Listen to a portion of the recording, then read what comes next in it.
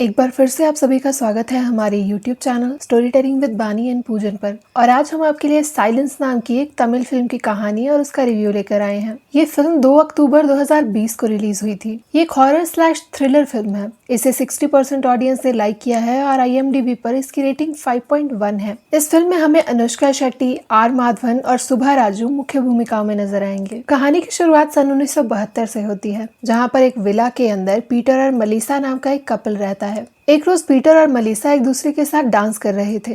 तभी मलिसा की ड्रेस पर वाइन गिर जाती है और वो वहां से उसे साफ करने के लिए जाती है। जब मलिसा घर की दूसरी मंजिल पर थी, तभी पीटर घर की बेसमेंट की तरफ जाता है, क्योंकि उसे वहां से किसी के रोने की आवाज आती है। पीटर जैसे ही बेसमेंट की तरफ जाता है, वहां उसके साथ कुछ ऐसा होता है कि जिससे सबकी रूह कांप जाती है। मलिसा जैसे ही वहां पर पहुंचती है, वो देखती है कि पीटर को किसी ने बहुत बुरी तरह से जान से मार दिया है। उसे क्रूसीफाई करके दीवार पे टांग दिया गया है, साथ ही उसकी आंखें भी फोड़ दी गई हैं। उस दिन के बाद उस विला को हॉन्टेड विला बुलाया जाने लगा। सन 1983 आते आते वो विला एक फेमस हॉन्टेड जगह बन चुका था। लोग वहां पर टूरिस्ट की तरह आते थे और घूमकर वहां से चले जाते थे। लोगों का ये मानना था कि उस जगह पर जोसेफीन नाम की एक औरत का भूत था, जो कि पहले उस विला की मालकिन थी और मौत के बाद से वो वहां पर आने वाले लोगों को सताती थी। वक्त के साथ साथ लोग इन सब बातों को भूलने लगते हैं। सन 2019 में उस विला का ऑक्शन होता है, जिसमें एक कोलंबियन बिजनेसमैन उसे खरीद लेता है। इस कहानी में अब 2 नए किरदार जुड़ जाते हैं, साक्षी और एंथनी। साक्षी और एंथनी की हाल ही में सगाई हुई है। साक्षी पेशे से एक पेंटर है और वो बोल सुन नहीं सकती, लेकिन वो एंथनी को बताती है कि उसे जोसेफीन की पेंटिंग लेने जाना है, क्योंकि ये उसके लिए बहुत ज्यादा इम्पोर्टेंट है और गैलरी के पास इससे बहुत पैसा आएगा। दोनों ही अपने घर जाने से पहले उस विला से होते हुए जाते हैं। दोनों ही घर के अलग अलग कोनों में उस पेंटिंग को ढूंढने लगते हैं। एंथनी जब हॉल में अकेला था, तो उसे बेसमेंट से किसी के रोने की आवाज आती है। बिजली को जलता बुझता हुआ देखकर वो बेसमेंट की तरफ जाता है और उसके साथ भी वही होता है जो पीटर के साथ हुआ था। ठीक पीटर की ही तरह उसकी भी हत्या कर दी जाती है। साक्षी जब एंथनी को इस हाल में देखती है, तो वो भागते हुए सड़क की तरफ जाती है और एक अनजान कपल की गाड़ी के सामने टकराकर गिर जाती है। मलिसा और पीटर के इंसिडेंट को 46 साल हो चुके थे। पुलिस वाले जब साक्षी से बात करने आते हैं, तो उन्हें अपने कानों पर भरोसा नहीं होता। इस केस को महा और टॉन नाम की 2 डिटेक्टिव हैंडल करते हैं। रिचर्ड, जो कि इस केस का चीफ है, उसका शक पूरी तरह से साक्षी पर जाता है, क्योंकि उन लोगों के लिए ये मानना नामुमकिन था कि ये मर्डर किसी भूत ने किए हैं। पुलिस जब इस केस पर छानबीन करती है, तो उन्हें ये पता चलता है कि साक्षी की सोनाली नाम की एक दोस्त है। जब साक्षी से सोनाली के बारे में पूछताछ की जाती है, तो उन्हें ये पता चलता है कि जिस रोज साक्षी और एंथनी की एंगेजमेंट हुई थी, उसके 2 दिन बाद ही वो मिसिंग हो गई थी। इस केस की रिपोर्ट रिचर्ड के पास लिखाई गई थी। क्योंकि एंथनी एक जाना माना म्यूजिशियन था, इसीलिए उसने वो रिपोर्ट डायरेक्ट चीफ के पास करवाई थी। बहुत दिनों तक खोजने के बाद भी उन लोगों को सोनाली का कुछ पता नहीं चला और अब उन लोगों ने हिम्मत खो दी थी। साक्षी से जब ये सवाल पूछा जाता है कि आखिर वो और एंथनी किस तरह से मिले थे, तो साक्षी उन्हें अपनी लव स्टोरी के बारे में बताती है। साक्षी असल में एक अनाथ थी। उसकी माँ की बचपन में ही मौत हो गई थी और उसके पिता एक अनाथ आश्रम चलाते थे। जब साक्षी के पिता की मौत हुई, तो साक्षी उसी अनाथ आश्रम में रहने लगी और बड़े होकर वो उस आश्रम को संभालती थी। साक्षी कमाल की पेंटर थी और जब उसे एक आर्ट गैलरी से ऑफर आया, तो उसने शहर बदलने का मन बना लिया। सोनाली को यह बात बिल्कुल अच्छी नहीं लगी, क्योंकि वो साक्षी को लेकर कुछ ज्यादा ही पोजेसिव थी। उसने उसे रोकने की भरपूर कोशिश की, लेकिन साक्षी अपने सपनों को पूरा करने के लिए दूसरे शहर में चली गई। अभी सियाटल में आए हुए साक्षी को ज्यादा वक्त नहीं हुआ था कि तभी उसकी आर्ट गैलरी का इनॉग्रेशन करने के लिए एंथनी वहां पर आते हैं। एंथनी जैसे ही साक्षी की बनाई हुई पेंटिंग को देखता है और उसे ये पता चलता है कि वो बोल सुन नहीं सकती, तो पहली नजर में ही वो उससे प्यार कर बैठता है। उसकी बनाई पहली पेंटिंग को वो $1 मिलियन में खरीदता है। साक्षी भी उसे देखकर काफी ज्यादा इम्प्रेस थी, इसीलिए एंथनी जब उसे अपने म्यूजिक कॉन्सर्ट में बुलाता है, तो भले ही वो सुन ना सकती हो, लेकिन फिर भी वो उसके म्यूजिक कॉन्सर्ट में उससे मिलने के लिए जाती है। जब साक्षी और एंथनी के बीच प्यार बढ़ रहा था, उसी बीच सोनाली वहां पर आ जाती है। सोनाली जब उन दोनों के बीच की नजदीकियां देखती है, तो उसे ये बात अच्छी नहीं लगती, लेकिन फिर भी साक्षी सोनाली की बातों को बचपना समझकर उन्हें इग्नोर कर देती है। इसी बीच जोसेफीन की उस पेंटिंग के बारे में साक्षी को पता चलता है, क्योंकि जिस आर्ट गैलरी के लिए वो काम करती थी, उसके मालिक को भारी नुकसान हो रहा था। वो पेंटिंग ही इकलौती ऐसी पेंटिंग थी जिसको पाने के बाद उनकी आर्ट गैलरी बच सकती थी। इसीलिए साक्षी ये कोशिश करती है कि किसी तरह से वो उस पेंटिंग को वहां पर ले आए। जब डिटेक्टिव माहा को इस बारे में पता चलता है कि सोनाली साक्षी को लेकर बहुत पोजेसिव थी, तो वो उसके ऑर्फनेज में जाती है। जैसे ही महा उस ऑर्फनेज में जाती है जहाँ पर साक्षी और सोनाली पले बड़े थे, तो उसे ये पता चलता है कि सोनाली का नेचर बहुत ही वायलेंट था। जब भी कोई साक्षी के पास आने की कोशिश करता तो ये इसे अच्छा नहीं लगता। इसी तरह की एक घटना तब घटी थी जब किसी ने साक्षी को प्रपोज किया था। सोनाली को इस बात पर इतना ज्यादा गुस्सा आ गया कि उसने फोक से उसके हाथ पर वार कर दिया और इस बात को लेकर उसे 1 महीने की जेल भी हुई थी। महा जब उस कमरे में जाती है जहाँ पर सोनाली रहती थी तो वहाँ उसे एक स्केच बना मिलता है। इस स्केच में एक इंसान को बुरी तरह से क्रूसीफाई किया गया था। ये वही पोजीशन थी जिसमें एंथनी की लाश बरामद हुई थी और उससे महा को ये पूरा भरोसा हो जाता है कि सोनाली ने ही एंथनी को जान से मारा था। महा और टॉम को अब ये लगने लगता है कि अगर सोनाली ने एंथनी को मारा है तो इसका मतलब ये है कि सोनाली जिंदा है और वो यहीं कहीं छुपी हुई है। अपनी साइकियाट्रिस्ट बहन से बात करने के बाद महा को ये पता चलता है कि इस तरह के मरीज उन लोगों को भी नुकसान पहुंचा सकते हैं जिनसे वो प्यार करते हैं। यानी कि अगर सोनाली ने ही एंथनी की जान ली थी तो हो सकता है कि वो साक्षी को भी जान से मारने की कोशिश करे। इसी बीच हम देखते हैं कि कोई अजनबी इंसान साक्षी के घर में जाने की कोशिश करता है, लेकिन इससे पहले कि वो घर के अंदर पहुंचे महा और टॉम वहां पर पहुंच जाते हैं और उसे वहां से भगा देते हैं।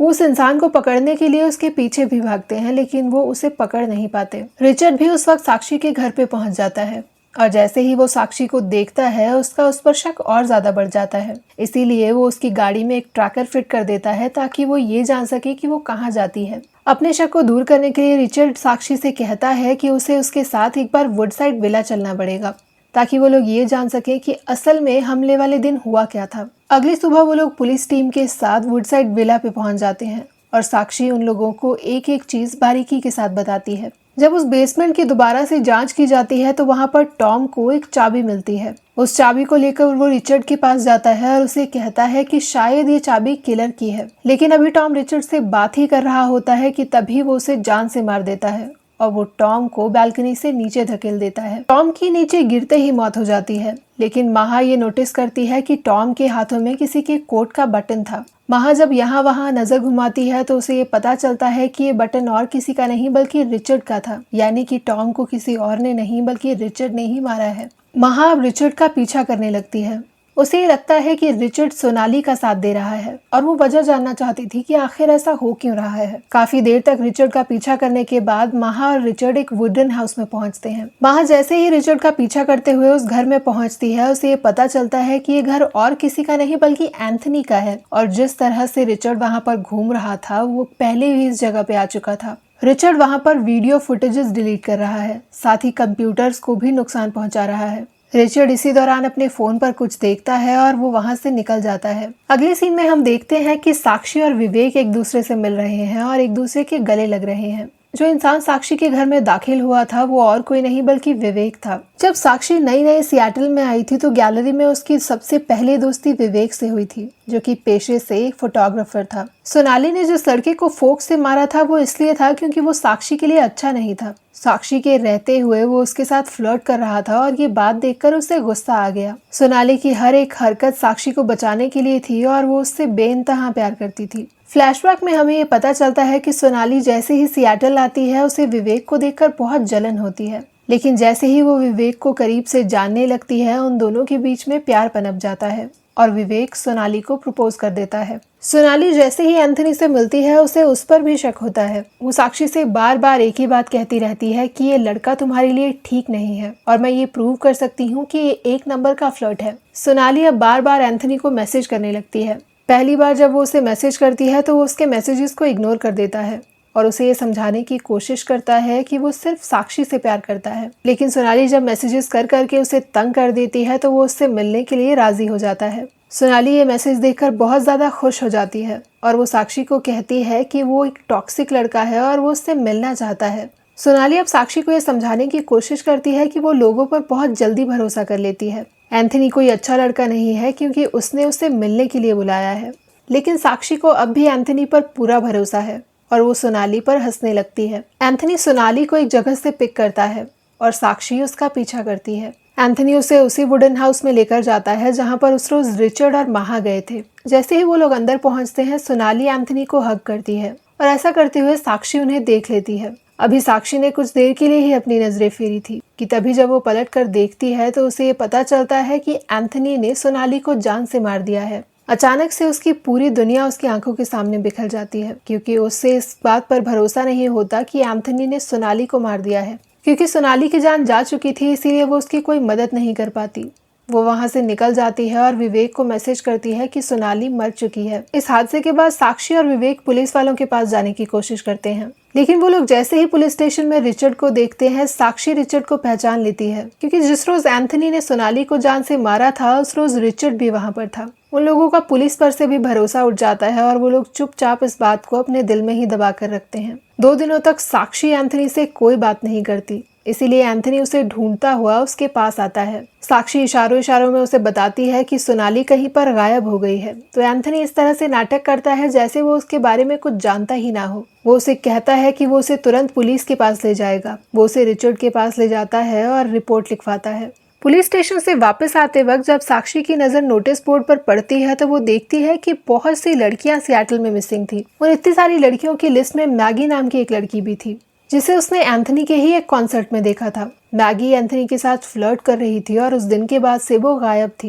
रिसर्च करने के बाद साक्षी को ये पता चलता है कि जितनी भी लड़कियां सियाटल में मिसिंग हुई थी, वो लड़कियां एग्जैक्ट एंथनी के कॉन्सर्ट की डेट वाले दिन ही मिसिंग हुई थी। यानी कि उसके कॉन्सर्ट्स का और इन लड़कियों के गायब होने का कुछ न कुछ ताल्लुक जरूर था। साक्षी ने अब ये तय कर लिया है कि वो एंथनी को जान से मार डालेगी, लेकिन उसे जान से मारने से पहले वो ये जानना चाहती है कि वो उन लड़कियों के साथ करता क्या है। साक्षी के दिमाग में अब वुडसाइड विला का ख्याल आता है। वो लोग पहले तो वुडसाइड विला पर रिसर्च करते हैं और उसके बाद उससे जुड़ा हुआ प्लान बनाते हैं। वो लोग एंथनी को उस रोज वुडसाइड विला लेकर जाते हैं और प्लान के अनुसार विवेक एंथनी को बेसमेंट की तरफ लेकर आता है। वो उसके सर पर जोर से वार करता है और उसके बाद उसे बेहोश करके कुर्सी से बांध देता है। वो लोग उससे इन हादसों की वजह जानने की कोशिश करते हैं। वो उन्हें बताता है कि 2 साल पहले की बात है। वो अपनी पत्नी से बहुत प्यार किया करता था, लेकिन एक रोज उसकी जिंदगी पूरी तरह से बदल जाती है जब उसे ये पता चलता है कि उसकी पत्नी का किसी और के साथ चक्कर चल रहा है। जब वो उन दोनों को होटल रूम में रंगे हाथों पकड़ता है, तो वो उन दोनों को जान से मार देता है। रिचर्ड ये सब अपनी आंखों के सामने देखता है। रिचर्ड की बीवी भी उसे धोखा दे रही थी। जब वो उसे इस बारे में एंथनी को बताता है, तो एंथनी उसकी बीवी और उसके बॉयफ्रेंड को भी जान से मार देता है। उसके बाद से एंथनी के कॉन्सर्ट में आई हुई कोई भी औरत अगर अपने पति के होते हुए उसे बुरी नजर से देखे, तो वो उसे अपने पास बुलाता और उसे जान से मार देता। सोनाली को मारने की वजह ये थी कि सोनाली विवेक से एंगेज थी, लेकिन फिर भी वो उस रोज उससे मिलने आई। इस चीज ने उसे इतनी बुरी तरह से पागल कर दिया कि उसने उसे जान से मार दिया। वो विवेक को कहता है कि सोनाली को मारकर उसने उसके ऊपर एहसान किया है, क्योंकि इस तरह की बेवफा औरत किसी की भी पत्नी बनने के लायक नहीं है। साक्षी उसे समझाने की कोशिश करती है कि सोनाली इस तरह की इंसान नहीं थी, लेकिन एंथनी उसकी एक नहीं सुनता। एंथनी का इस तरह का घिनौना रूप देखकर साक्षी को उससे नफरत हो जाती है और वो उसे जान से मार देती है। अचानक से विवेक के दिमाग में एक ख्याल आता है कि रिचर्ड और एंथनी जिस घर में ले जाकर औरतों को जान से मारा करते थे, उसमें कैमरा जरूर होगा। वो लोग एक बार फिर से उस घर में चोरी चुप के जाते हैं और उस डिस्क को ले आते हैं जिसमें कि वो सारी वीडियोस हैं। रिचर्ड को इस बारे में पता चल जाता है क्योंकि उसने साक्षी की गाड़ी में एक ट्रैकर फिट किया था। वो उन लोगों का पीछा करते हुए वहां पर पहुंच जाता है और एक भयंकर लड़ाई होती है। आखिर में रिचर्ड महा के हाथों मारा जाता है और महा के हाथ वो सीडी लग जाती है। हालांकि इस सीडी में विवेक और साक्षी की भी फुटेज थी, लेकिन विवेक ने उनकी फुटेज डिलीट कर दी थी और सिर्फ एंथनी और रिचर्ड की फुटेज छोड़ी थी। महा इस तरह से टॉम के साथ साथ उन सारी लड़कियों के मर्डर केसेस को भी सॉल्व कर देती है। क्योंकि साक्षी और विवेक के खिलाफ कोई सबूत नहीं मिलता, इसीलिए एंथनी के मर्डर को हॉन्टेड हाउस मर्डर की तरह ही क्लोज कर दिया जाता है। इस फिल्म के बारे में अगर मैं अपना रिव्यू कहूँ तो ये डेफिनेटली एक वन टाइम वॉच है। साक्षी का किरदार इस फिल्म का सबसे स्ट्रॉन्ग किरदार है। साथ ही भले ही आर माधवन का रोल इस फिल्म में छोटा सा हो, लेकिन जितना भी रोल है वो आपको काफी ज्यादा इन्फ्लुएंशियल लगेगा। महा का किरदार मुझे इतना कुछ खास दमदार नहीं लगा और साथ ही रिचर्ड के किरदार को कुछ ज्यादा ही हाइप दी गई है। उनके आते ही एक तरह का बैकग्राउंड म्यूजिक बजने लगता है जो बहुत ही ज्यादा इरिटेटिंग लगता है। लेकिन अगर आपको सस्पेंस स्टोरीज पसंद है तो आपको ये मूवी काफी अच्छी लगने वाली है, क्योंकि इस मूवी में आपको बोर होने के लिए थोड़ा सा भी वक्त नहीं मिलेगा। Thank you so much guys. हमें कमेंट सेक्शन में बताइएगा जरूर कि आपको ये फिल्म कैसी लगी। Thank you and stay tuned.